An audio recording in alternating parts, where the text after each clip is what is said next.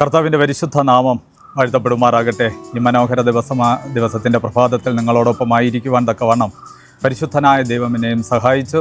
എൻ്റെ നല്ല നാമം വാഴ്ത്തപ്പെടുമാറാകട്ടെ. പ്രഭാത ധ്യാനത്തിനായി ഇവിടെ കടന്നു വന്നിരിക്കുന്നതായ നിങ്ങളെ എല്ലാവരെയും പരിശുദ്ധനായ കർത്താവിൻ്റെ നാമത്തിൽ സ്വാഗതം ചെയ്തുകൊള്ളുന്നു. നമുക്ക് നൽകിയിരിക്കുന്ന വിഷയം ഒരു സമ്പൂർണ്ണ സംഖ്യയാണ്. കർത്താവ് ലോകത്തെ സൃഷ്ടിക്കുമ്പോൾ 7 ദിവസം എടുത്തുകൊണ്ട് സൃഷ്ടിച്ചതായിട്ട് നമുക്ക് ബൈബിളിൽ കാണുവാൻ സാധിക്കുന്നു. അതുപോലെ കർത്താവ് ലോകത്തെ സൃഷ്ടിച്ച് ഗോളങ്ങളെ സൃഷ്ടിക്കുമ്പോഴും അവിടെ 7 എന്ന ഗോളം നമുക്ക് കാണുവാൻ സാധിക്കുന്നു. അതിൽ പ്രധാനപ്പെട്ടതാണ് ബുധൻ, ചൊവ്വ, ശുക്രൻ, ശനി, സൂര്യൻ, ചന്ദ്രൻ എന്നീ ഗോളങ്ങൾ നമുക്കവിടെ കാണുവാൻ സാധിക്കുന്നു. അപ്പോൾ 7 എന്ന സംഖ്യ ഒരു പൂർണ്ണ സംഖ്യയായി കർത്താവ് ലോകത്തിൽ നൽകിയിരിക്കുന്നു. അതോടൊപ്പം കർത്താവിൻ്റെ വചനത്തെയും നാം പഠിക്കുമ്പോൾ പുതിയ നിയമത്തിൽ നമുക്ക് 88 പ്രാവശ്യം 7 എന്ന സംഖ്യ കാണാൻ കഴിയുന്നു. അതിൽ വെളിപ്പാട് പുസ്തകത്തിൽ 56 പ്രാവശ്യം 7 എന്ന സംഖ്യ നമുക്ക് കാണുവാൻ സാധിക്കുന്നു. അപ്പോൾ 7 എന്നത് കർത്താവിൻ്റെ ഒരു പൂർണ്ണ സംഖ്യയായിട്ട് നമുക്ക് വേദപുസ്തകത്തിൽ നിന്ന് മനസ്സിലാക്കുവാൻ സാധിക്കുന്നു. അങ്ങനെയാകുമ്പോൾ കർത്താവ് പ്രപഞ്ചത്തെ സൃഷ്ടിച്ചതിലും നമുക്ക് കാണുവാൻ സാധിക്കുന്നു 7. കർത്താവിൻ്റെ വചനത്തിലും നമുക്ക് കാണുവാൻ സാധിക്കുന്നു 7 എന്ന സംഖ്യ.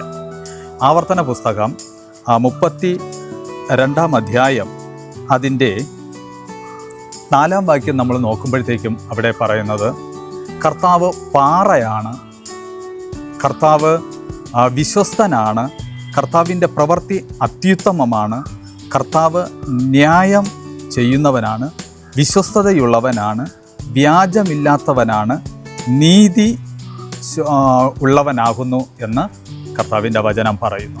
അപ്പോൾ ഇതെല്ലാം നമുക്ക് കാണുവാൻ സാധിക്കുന്ന കർത്താവിൻ്റെ ഒരു പൂർണ്ണത നമുക്കവിടെ കാണുവാൻ സാധിക്കുന്നു. നാം നോക്കുമ്പോൾ കടയിൽ നാം സാധനം വാങ്ങാൻ പോകുമ്പോൾ നമ്മൾ നോക്കുന്നത് നല്ല സാധനം നമുക്ക് വാങ്ങിയെടുക്കണം. ഒരു വ്യക്തി പോയി അദ്ദേഹത്തിന് ആവശ്യമുള്ളതായ സാധനങ്ങൾ വാങ്ങി വീട്ടിലേക്ക് വന്ന് അത് കറി വയ്ക്കുവാൻ തക്കവണ്ണം അതിനെ കട്ട് ചെയ്തുകൊണ്ടിരിക്കുമ്പോൾ അതിനകത്ത് കേട് പിടിച്ച് അത് ഉപയോഗിക്കാൻ കഴിയാത്ത രീതിയിൽ മോശമുള്ളതായിരിക്കുന്നു എങ്കിൽ അത് നമുക്ക് ഉപയോഗിക്കാൻ കഴിയാത്ത ഒരു വസ്തുവായി തീരുന്നു. ഉപയോഗിക്കാൻ കഴിയുന്നില്ല, നാം കാശ് കൊടുത്ത് വാങ്ങിയത് നമുക്ക് ഒരു പ്രയോജനവും ഇല്ലാത്തതായ രീതിയിൽ ആയിത്തീരുന്നു. എന്നാൽ അതെപ്പോഴും നല്ല കരുക്കളുള്ള പൂർണ്ണതയുള്ള നല്ല നമ്മുടെ ആഹാരത്തിന് രുചികരമായ ഒന്നായിരിക്കണം എന്ന് നാം ആഗ്രഹിക്കുമ്പോൾ അതിൽ ഒരു കുറവും ന്യൂനതയും ഉണ്ടായിരിക്കാൻ പാടില്ല എന്നതാണ് നാം ആഗ്രഹിക്കുന്നത്.